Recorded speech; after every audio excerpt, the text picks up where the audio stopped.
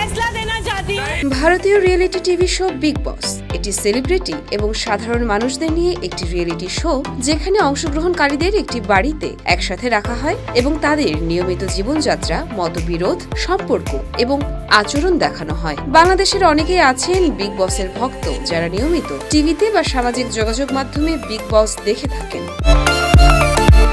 সম্প্রতি সামাজিক যোগাযোগ মাধ্যমে ঢাকাই সিনেমার আলোচিত সমালোচিত অভিনেত্রী পরিমণি একটি পোস্ট দিয়েছেন যেখানে তিনি বলেন, বিগ বসের জায়গা নাকি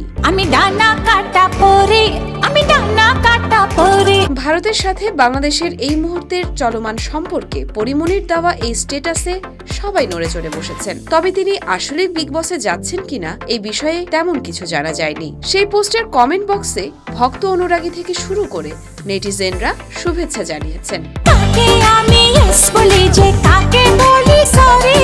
প্রসঙ্গত, পরিমণি কর্মজীবনের শুরুতে মডেলিং ছাড়াও বিভিন্ন নৃত্যানুষ্ঠানে অংশগ্রহণ করতেন এবং টিভি নাটকে অভিনয় করতেন। তিনি মডেলিং থেকে ছোট পর্দায় এবং তারপর রূপালী পর্দায় অভিনয় জীবন শুরু করেন।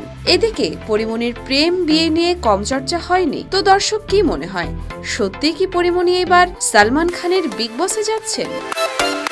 ইয়র্মা শায়ের জাহান, দেয়ালিকা নিউজ।